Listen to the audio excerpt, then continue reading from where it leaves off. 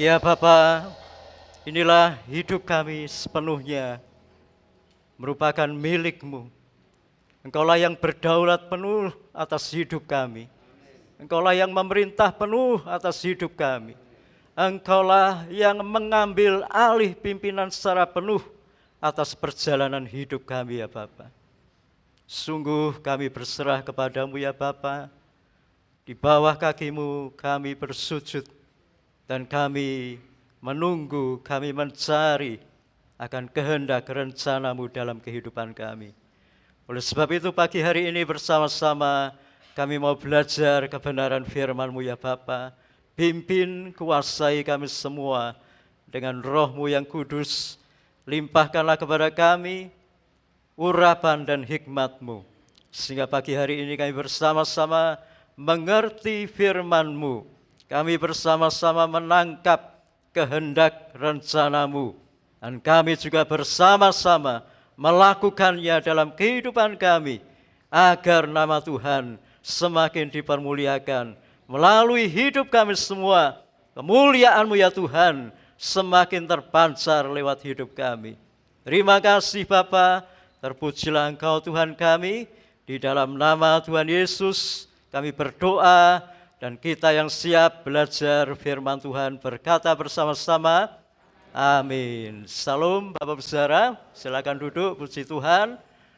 Di minggu yang kedua ini kembali kita bersama-sama boleh kembali beribadah kepada Tuhan. Kita percaya ini merupakan penyertaan Tuhan, pimpinan Tuhan, anugerah Tuhan yang Tuhan limpahkan dalam kehidupan kita. Dan pagi hari ini bersama-sama kita akan belajar satu tema kebenaran firman Tuhan, yaitu berjalan dengan Allah.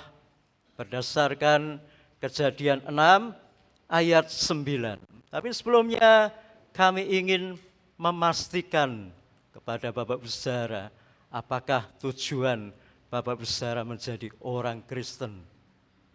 Karena jawaban dari pertanyaan ini akan menentukan dengan siapa nanti Bapak Ibu Saudara memutuskan untuk berjalan, untuk mengarungi kehidupan ini.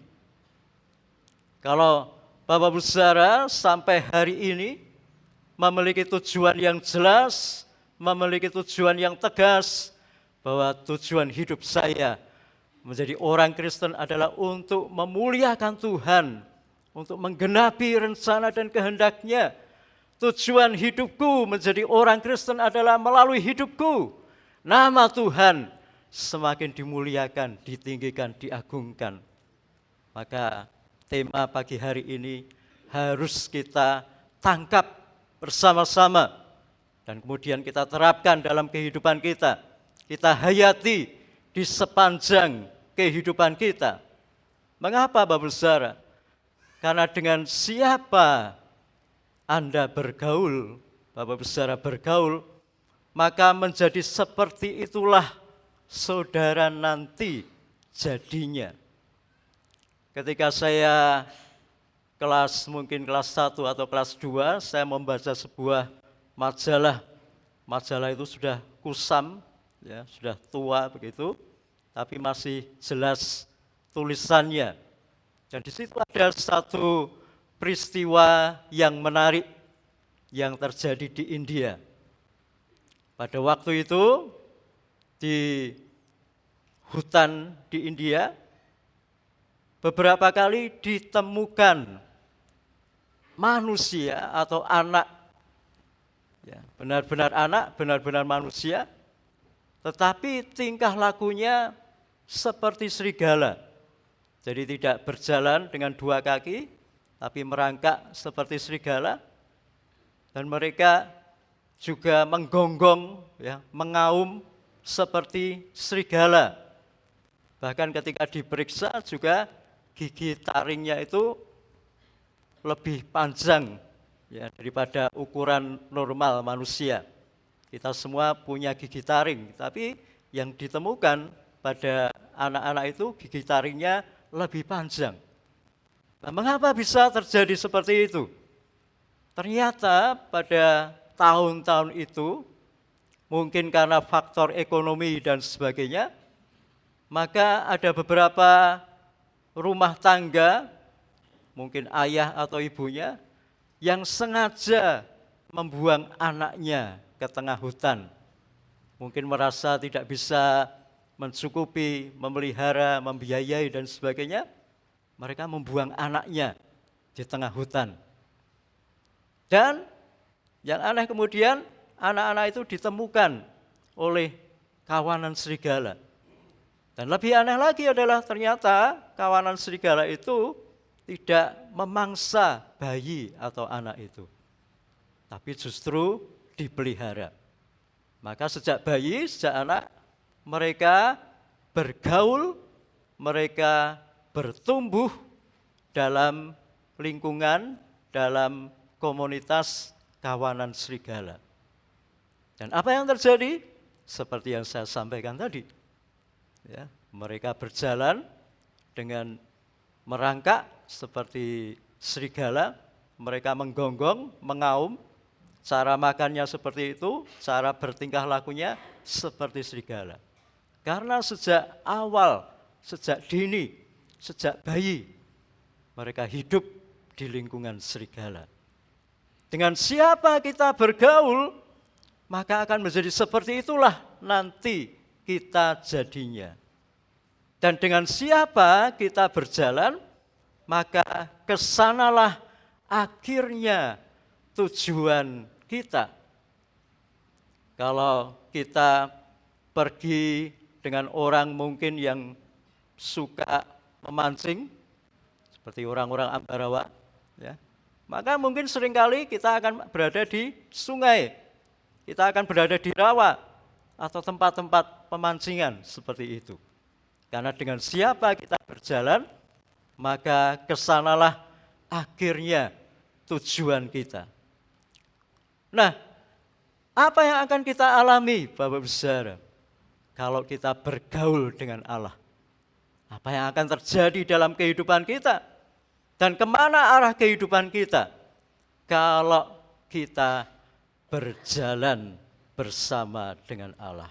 Nah, terlebih dahulu, mari kita akan bersama-sama belajar tentang arti berjalan. Ya. Kalau kita membaca dalam Kejadian 6 ayat 9 dalam terjemahan baru, firman Tuhan berkata, inilah riwayat Nuh. Nuh adalah seorang yang benar dan tidak bercela di antara orang-orang sezamannya.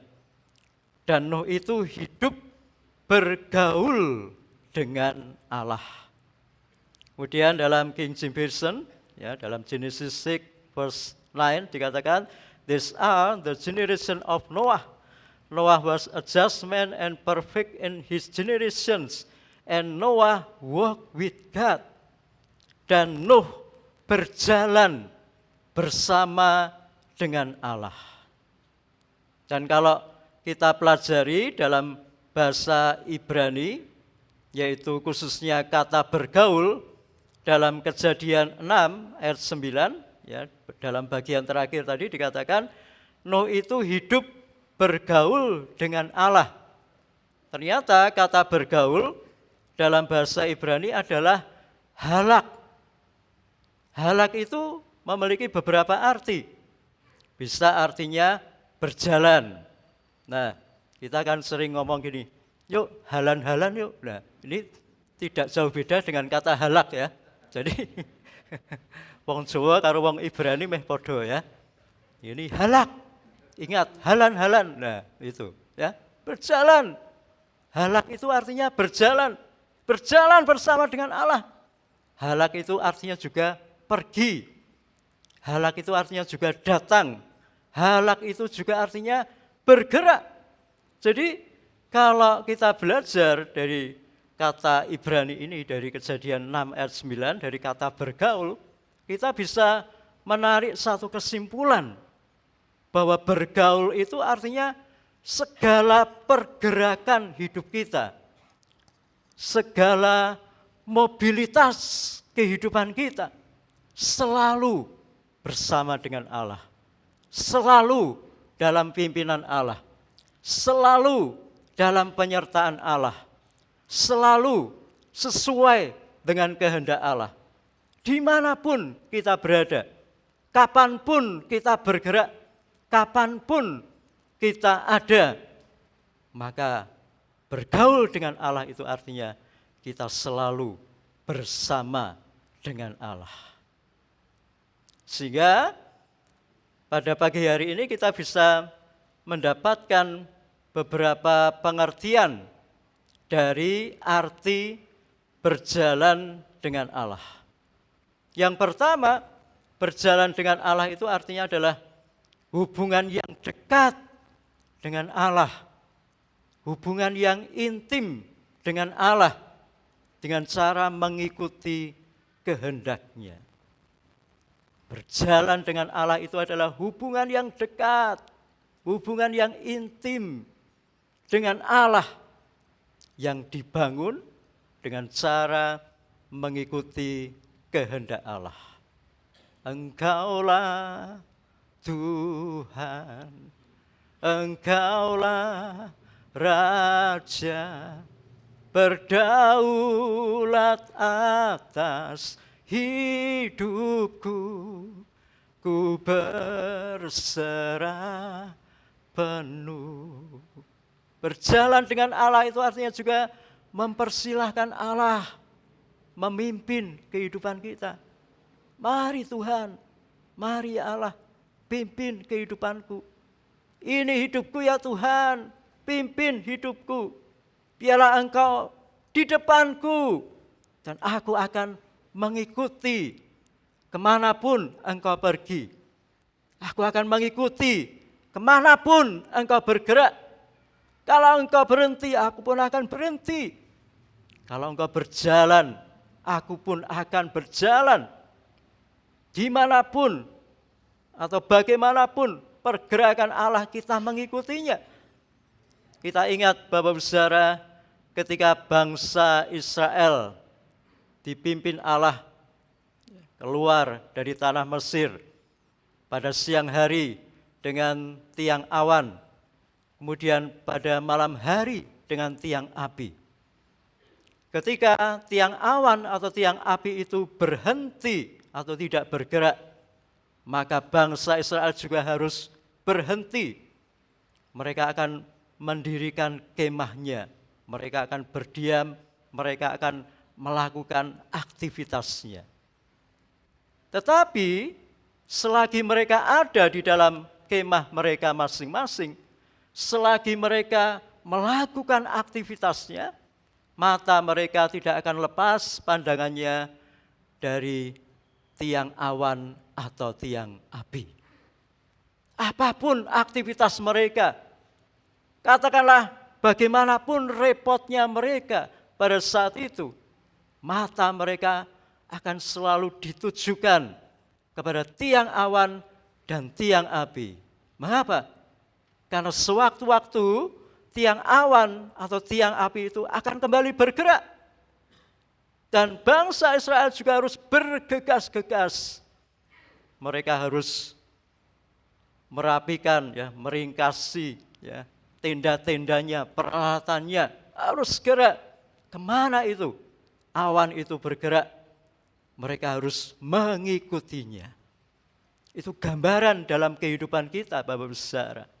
Apapun aktivitas kita, dimanapun kita berada, hati kita, mata rohani kita harus selalu ditujukan kepada Allah, harus selalu ditujukan kepada kebenaran firman-Nya. Kita harus siap sedia kemana Allah akan bergerak, dan kita akan mengikutinya. Itu artinya berjalan dengan Allah, Bapak Saudara. Saat Allah bergerak, kita bergerak. Allah kita adalah Allah yang dinamis. Oleh sebab itu Allah mencurahkan roh-Nya dan memberikan kepada kita apa?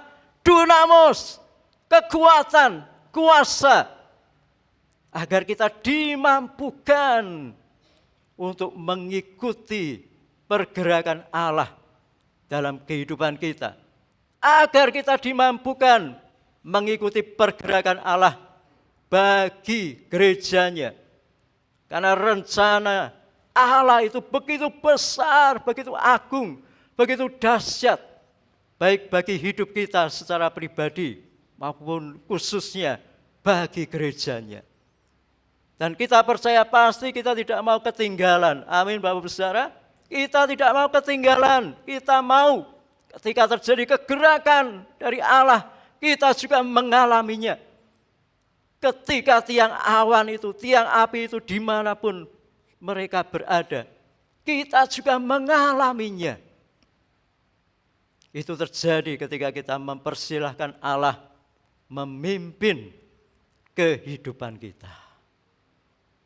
Berjalan dengan Allah itu juga berarti menjalani kehidupan sesuai dengan kehendak Allah.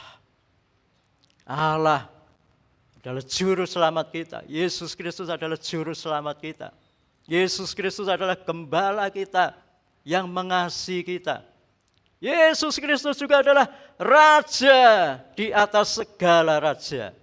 Biarkan Raja di atas segala raja memerintah dalam kehidupan kita. Biarkan hati kita ada sebuah tahta, dan tahta itu diduduki oleh Raja di atas segala raja, yaitu Yesus Kristus melalui Roh Kudus-Nya. Dan biarkan Roh Kudus itu memimpin kehidupan kita, sehingga kita betul-betul mengasihi Allah, mengasihi Tuhan Yesus dalam hidup kita. Kalau kita membaca dalam Yohanes 14 ayat yang ke-15, firman Tuhan berkata, "Jikalau kamu mengasihi aku, kamu akan menuruti segala perintahku." Kalau kami bertanya kepada Bapak Ibu Saudara, apakah Bapak Ibu Saudara mengasihi Tuhan Yesus? Pasti semuanya menjawab, aku mengasihi Tuhan. Dan itu sering kita ekspresikan, kita nyatakan dengan kita berkata, aku mengasihi Engkau Yesus dengan segenap hatiku. Tapi firman Tuhan dengan jelas berkata, jikalau saya dan Bapak Ibu Saudara mengasihi Tuhan Yesus, maka kita akan menuruti segala perintah-Nya. Firman Tuhan berkata, perintahnya itu tidak berat, perintahnya itu tidak sukar. Walaupun memang secara manusia seringkali kita merasa sukar, sulit, susah, berat untuk dilakukan. Itu kalau kita menjalaninya dengan kekuatan kita sendiri. Tapi kalau kita berserah kepada pimpinan penyertaan Roh Kudus, maka kita dimampukan untuk mengasihi Tuhan. Roh Kudus tinggal Bapak Ibu Saudara di dalam hati Bapak Ibu Saudara. Mari bersekutu dengan Roh Kudus. Biarkan Roh Kudus memimpin kehidupan Bapak Ibu Saudara. Maka Bapak Ibu Saudara akan menjadi pribadi-pribadi yang mengasihi Tuhan. Dalam Yohanes 14 ayat 21, firman Tuhan berkata, barang siapa memegang perintahku dan melakukannya, dialah yang mengasihi aku. Dan barang siapa mengasihi aku, ia akan dikasihi oleh Bapa-Ku. Dan aku pun akan mengasihi dia. Dan akan menyatakan diriku kepadanya. Kita seringkali berdoa, Tuhan nyatakanlah kemuliaan-Mu. Tuhan nyatakanlah lawatan-Mu. Tuhan nyatakanlah kuasa-Mu, kasih-Mu. Itu doa yang memang harus kita naikkan. Tapi kita mengerti pada pagi hari ini Bapak Ibu Saudara, bahwa kemuliaan Tuhan, kasih kuasa-Nya, bahkan pribadi Tuhan itu akan dinyatakan dalam kehidupan kita saat kita bersama-sama mengasihi Tuhan.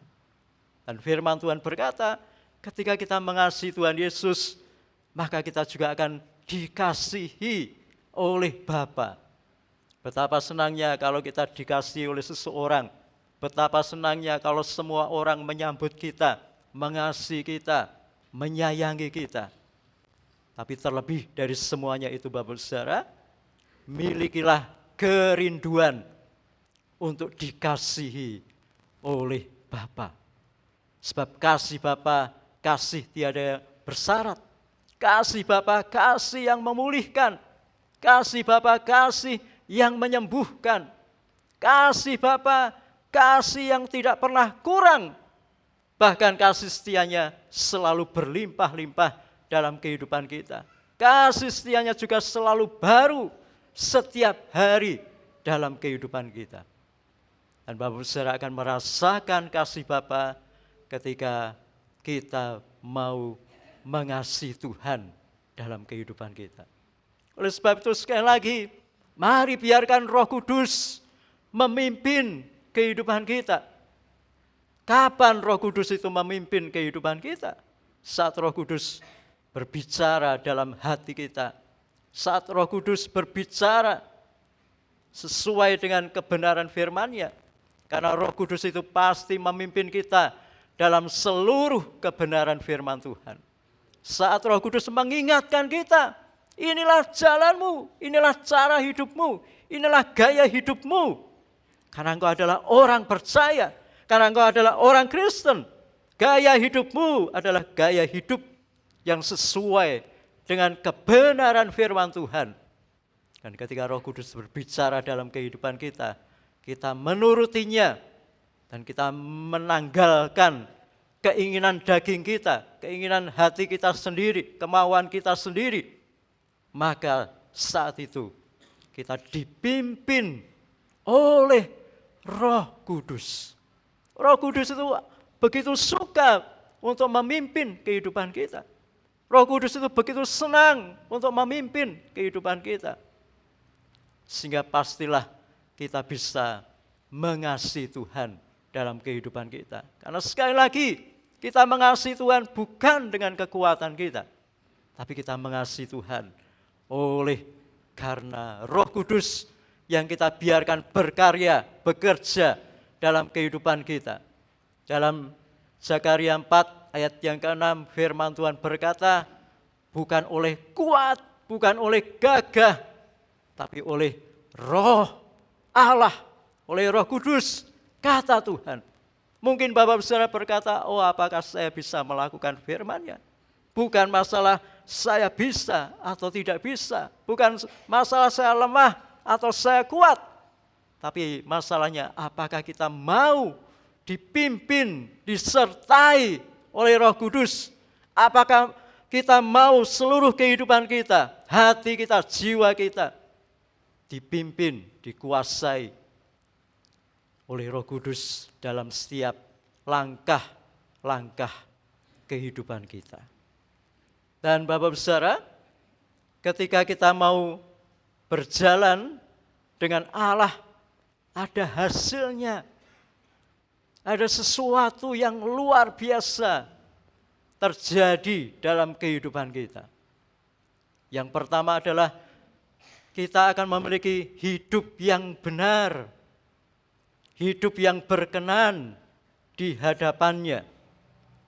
Kalau kita kembali ke Kejadian 6 ayat 9, firman Tuhan berkata, inilah riwayat Nuh.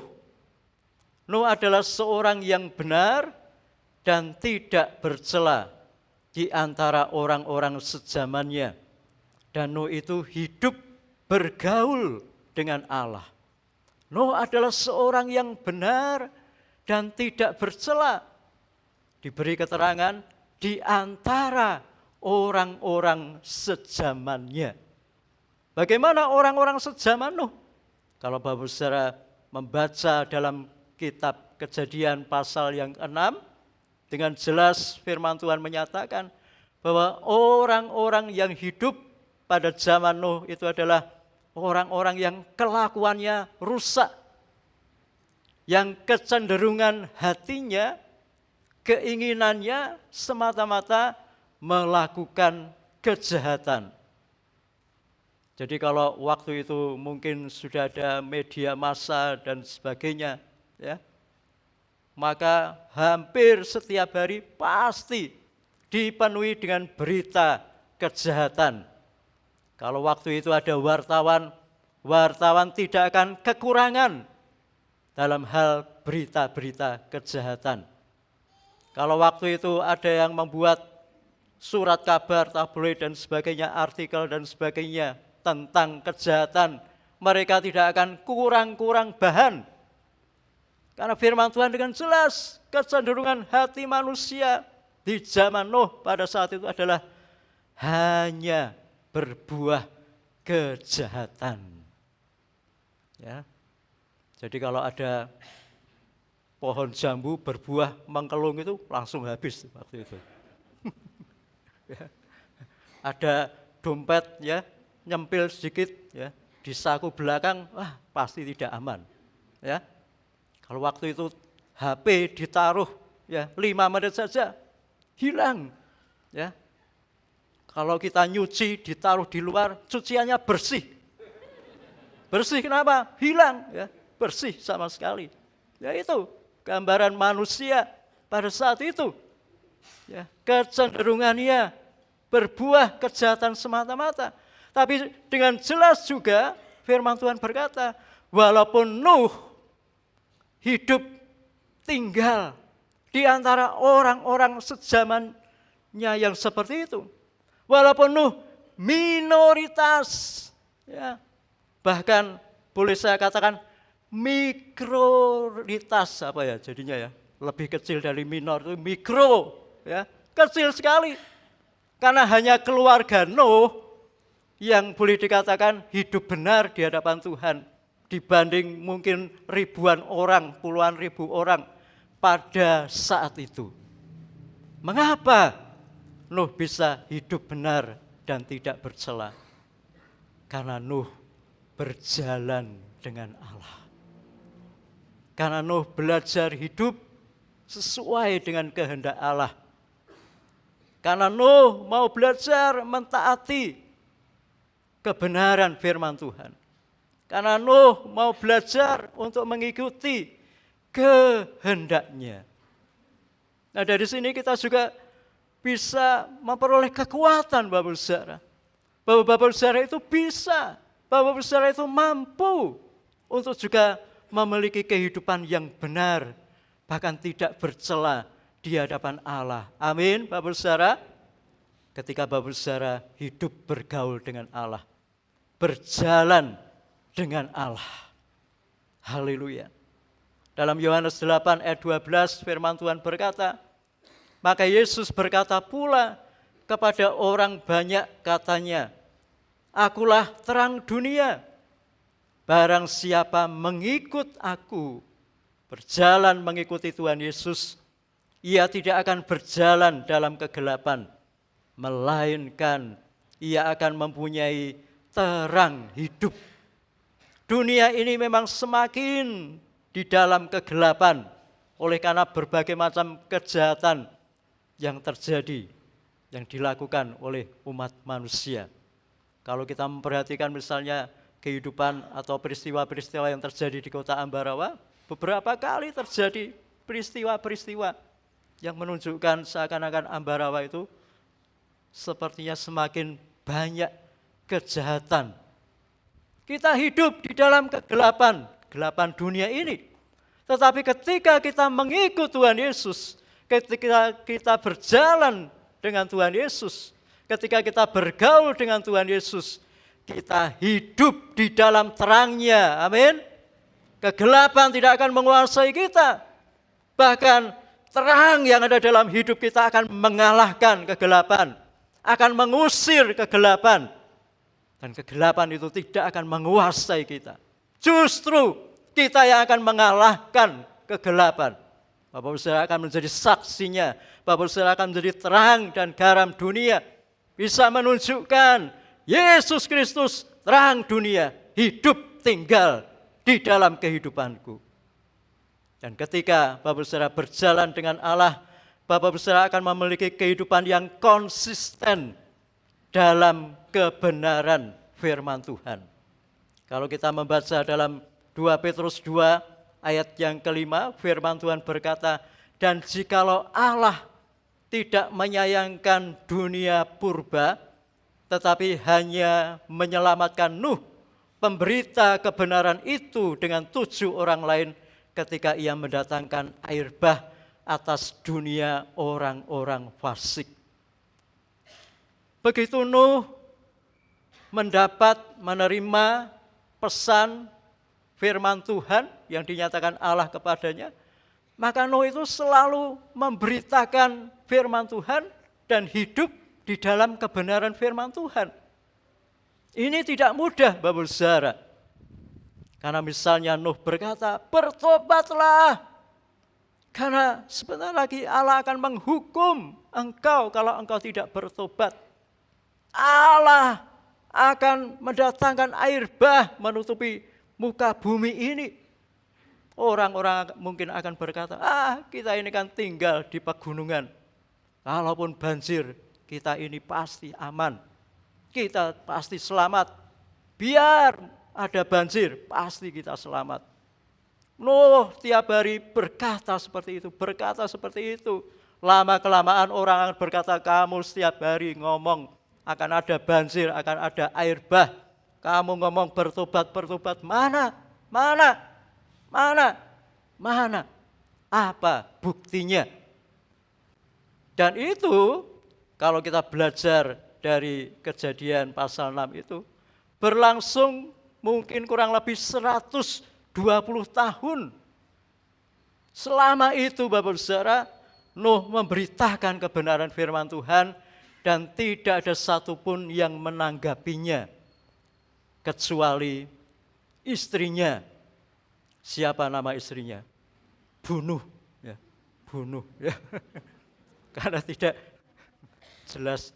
3 anaknya, kalau dia ada namanya Sem, Ham, Yafet, 3 menantunya. Hanya 7 orang itu yang menanggapi berita kebenaran dari Nuh. Tapi walaupun Nuh tidak ada yang menanggapi, dia tetap menyampaikan firman Tuhan. Dia tetap hidup dalam kebenaran firman Tuhan. Meskipun orang-orang pada saat itu seperti zaman sekarang menganggap beritanya Nuh itu seperti hoax, berita bohong, berita palsu. Tapi Nuh tetap konsisten hidup dalam kebenaran dan menyampaikan kebenaran. Mengapa? Karena dia hidup bergaul dengan Allah. Karena kekuatannya bukan dari dirinya sendiri, tapi Allah yang menyertai, Allah yang memegang tangan kanannya, Allah yang menopang kehidupannya.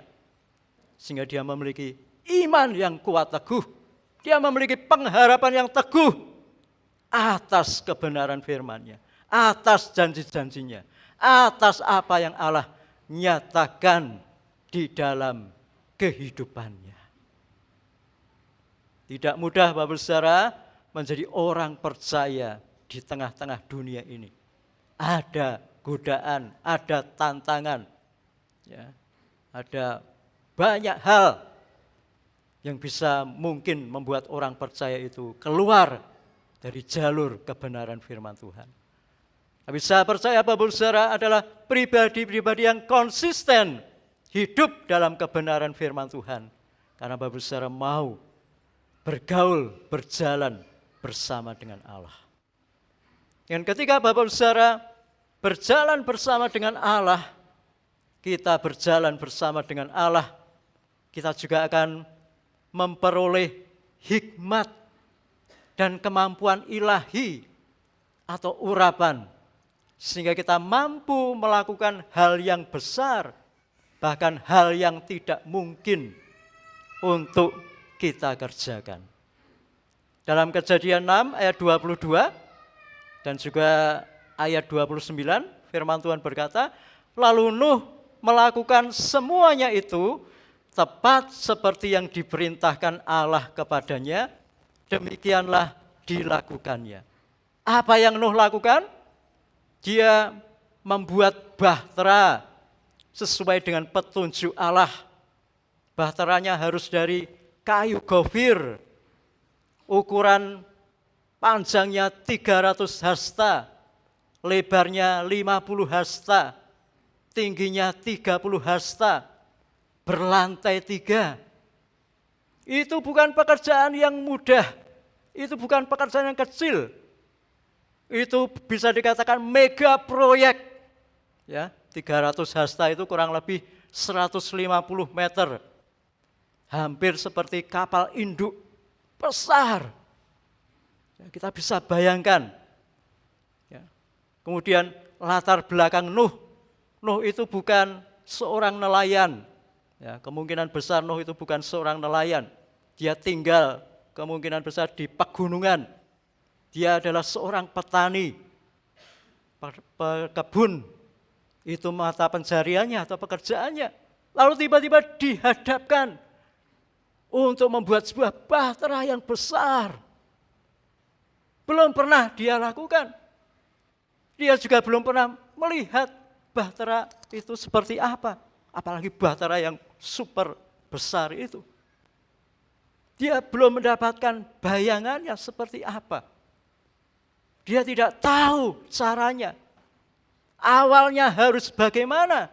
Tidak tahu. Tetapi dalam ketaatan pasti ada hikmat Tuhan. Amin. Dalam ketaatan ada urapan dari Allah yang akan memampukan Bapak Saudara. Di dalam ketaatan ada hikmat yang luar biasa. Sehingga ketika Bapak Saudara menemukan tantangan-tantangan hidup, Bapak Saudara akan mendapatkan jalan keluar dari Allah. Amin. Amin. Di dalam ketaatan saat bersama dengan Allah ada hikmat. Ini belum selesai Bapak Saudara. Belum lagi disuruh mengumpulkan hewan-hewan. Ya. Kalau mungkin laki-laki semuanya, mungkin tidak begitu masalah. Tapi ada berapa perempuan? Ada 4. Ya. Kadang seorang wanita saja dengan coro saja takut. Ya, lari-lari. Ya. Dengan tikus saja takut. Nah, ini disuruh mengumpulkan hewan dari berbagai macam. Ya. Bahkan waktu itu kan harus pasang ya, jantan betina. Ada namanya hewan ponik. Ponik itu seperti Raja Wali ya, semacam itu. Hewan ponik ini dia berkelamin ganda. Ya, coba bagaimana mengumpulkan. Ya. Ada hewan dari ya penampakan itu langsung kelihatan. Wow, ini jantan, ini betina, langsung kelihatan. Ya. Tapi tidak semua hewan begitu kita lihat kita bisa memastikan itu jantan atau betina. Kalau jago dan babon, wah langsung kelihatan. Wah itu jantan, itu betina. Kalau hewan-hewan yang lain, ayo bagaimana? Berat Bapak Saudara. Bagaimana ini? Sekali lagi, dalam ketaatan Bapak Saudara akan mendapatkan hikmat dari Tuhan. Amin. Dalam ketaatan Bapak Saudara akan dimampukan oleh Tuhan. Mendapatkan urapan. Sehingga bisa menjalani kehidupan ini. Bahkan bukan hanya survive, tapi hidup dalam kemenangan. Karena hikmat, kekuatan dari Tuhan memenuhi kehidupan Bapak Saudara. Haleluya. Dan ketika kita berjalan bersama dengan Allah, Allah turut bekerja dalam kehidupan kita. Ya. Dalam Kejadian 7 ayat 8 dan 9, kemudian ayat 14 dan 15, ya, firman Tuhan berkata, ternyata Nuh dan keluarganya itu tidak perlu bersusah payah mengumpulkan hewan-hewan. Nah, dalam film-film itu ya, baik animasi dan sebagainya, kadangkala ada adegan seperti ini. Anak-anaknya Nuh itu mengejar rusa, ya, mengejar burung-burung, ya, loncat-loncat, mengejar burung. Ternyata tidak seperti itu Bapak Saudara. Karena firman Tuhan dengan jelas dikatakan, sepasang demi sepasang, hewan-hewan itu datang, masuk ke dalam bahtera Nuh. Allah bekerja dalam hidup kita. Ketika kita berjalan bersama dengan Allah. Yang penting kita taat. Maka bagian Allah, Allah pasti akan mengerjakan. Amin. Yang penting kita berjalan dengan Allah. Bagian Allah, Allah pasti kerjakan dalam hidup kita. Yang kita rasa, oh Tuhan, bagaimana Tuhan, aku sudah menyerah Tuhan. Aku tidak bisa berbuat apa-apa Tuhan. Tapi Tuhan, aku mau taat. Maka bagian Allah akan bekerja dalam kehidupan kita. Bahkan hal yang remeh-temeh Allah kerjakan dalam hidup kita. Di ayat 16 firman Tuhan berkata, Allah menutup pintu bahtera itu. Coba betapa rendah hatinya Allah ya, mau menutup pintu ya. Hal yang kecil dalam kehidupan kita, Tuhan juga mau kerjakan dalam hidup kita. Tidak ada satupun bagian dalam hidup kita yang terlewati oleh Allah. Amin. Berjalanlah bersama dengan Allah. Bergaulah dengan Allah. Hiduplah dalam kehendak-Nya. Maka kita akan memiliki hidup yang percaya dan berserah penuh kepada Allah. Dalam Kejadian 7 ayat 7 sampai 24, ketika Allah memerintahkan Nuh dan keluarganya masuk, maka mereka masuk ke dalam bahtera. Sudah masuk saja. Ya, tidak tahu, sudah tidak tahu kiri kanan sekelilingnya, tidak tahu apa-apa. Ya. Dan ini menarik ya. Allah memerintahkan Nuh membuat bahtera dengan rinciannya seperti itu. Tapi Allah tidak memerintahkan Nuh untuk membuat kemudi. Ya. Supaya apa?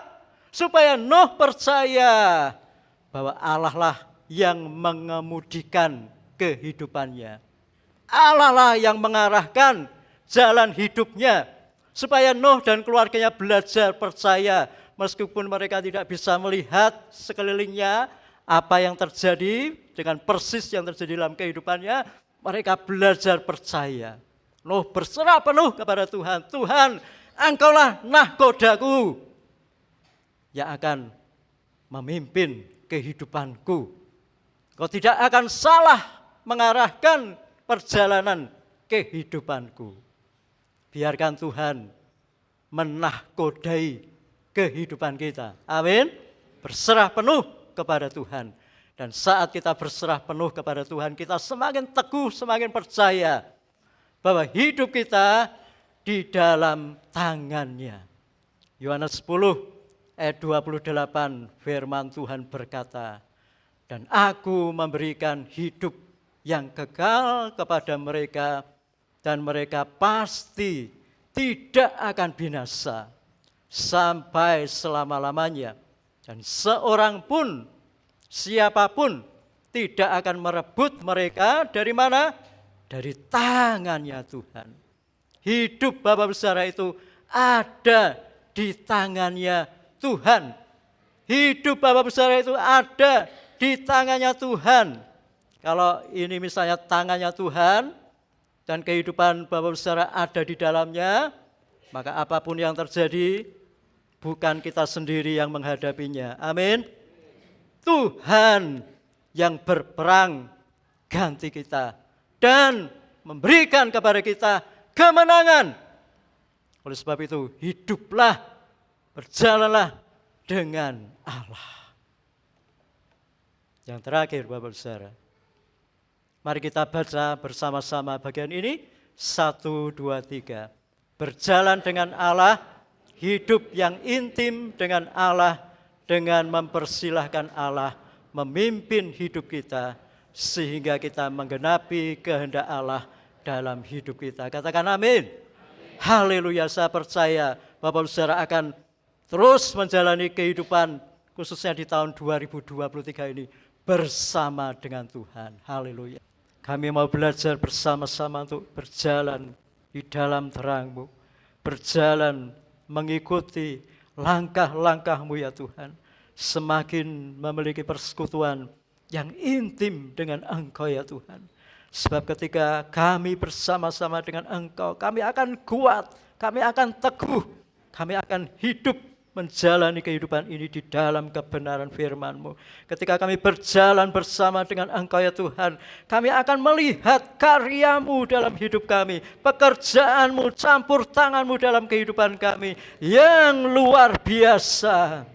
Dan ketika kami berjalan bersama dengan Engkau, kami semakin yakin, kami semakin percaya bahwa hidup kami ada di dalam tangan-Mu. Sehingga apapun yang terjadi dalam hidup kami, bukan kami sendiri yang menghadapinya, tapi Engkau-lah yang memberi kemenangan dalam hidup kami. Terima kasih Bapa, meteraikan firman-Mu dalam hati kami, supaya firman-Mu terus berbicara dalam hidup kami, membawa langkah-langkah kami, untuk kami menggenapi rencana kehendak-Mu dalam hidup kami. Terima kasih Bapa, terpujilah Engkau Tuhan kami. Dalam nama Tuhan Yesus kami berdoa dan mengucap syukur. Kita yang menerima, menangkap, dan mau melakukan firman Tuhan, berkata bersama-sama, amin. Selanjutnya kami serahkan kepada Bapak Gembala. Baik, tidak ada pengumuman lain. Mari kita berdiri, kita akhiri ibadah ini. Tentunya dengan berdoa. Bapak Surgawi, terima kasih Engkau melawat kami di minggu kedua tahun 2023. Kami menyadari satu-satunya membuat kami mengalami kemenangan, mengatasi berbagai masalah rintangan yang kami tidak duga dan akan terjadi di hadapan kami adalah ketika kami berjalan bersama Engkau. Engkau akan menyertai ketika kami hidup di jalur yang benar, yaitu hidup dalam kehendak rencana Allah. Maka semua yang indah pasti kami bisa alami. Semua lintangan dan persoalan yang menghadang di jalan, kami akan muncul sebagai pemenang. Itulah sebabnya kami mengucap syukur karena Engkau melengkapi perjalanan hidup kami dalam memasuki tahun 2023 ini lewat firman-Mu yang akan menjadi terang, pegangan, dan menjadi pedoman di dalam kami mengarunginya. Oleh sebab itu kami bersyukur untuk firman-Mu, kami juga bersyukur untuk hamba-Mu yang merespon apa yang menjadi kehendak Allah sehingga menyampaikan isi hati-Mu. Tuhan pakai lebih lagi hamba-Mu untuk melayani baik di berbagai posisi, kondisi di gereja ini maupun di luar. Ketika hamba-Mu ini menjadi berkat, Tuhan menyertai dengan hikmat dan tentunya urapan. Sehingga kebenaran-kebenaran firman yang disampaikan tidak kembali dengan sia-sia. Dan kami mengucap syukur karena jemaat yang hadir sudah menerima berkat-Mu lewat kebenaran firman dan tentunya dalam hadirat Allah. Terima kasih Tuhan, akhirnya kalau sebentar kami mengakhiri ibadah ini untuk kembali pulang ke tempat kami masing-masing. Kami percaya sebagai anak Allah ada pengawal yaitu malaikat yang akan menjaga melindungi kami dari yang jahat. Sehingga perjalanan pulang kami baik yang di dalam kota maupun keluar kota akan tiba di tempat tujuan dengan selamat tak kurang suatu apapun. Di dalam nama Tuhan Yesus kami ucap syukur dan akhiri ibadah pagi hari ini. Sekarang jemaat Tuhan angkat hatimu, pulanglah engkau dengan mau berkat dari Allah Bapa, kasih setia dari Tuhan Yesus, dan tentunya pimpinan, bimbingan, tuntunan, pertolongan Kudus akan menyertai perjalanan hidupmu untuk membawa engkau kepada rencana Allah, yaitu masa depan yang penuh pengharapan. Terimalah berkat ini dengan iman di dalam nama Tuhan Yesus. Setiap kita yang percaya katakan, amin. Tuhan memberkati, sampai ketemu lagi.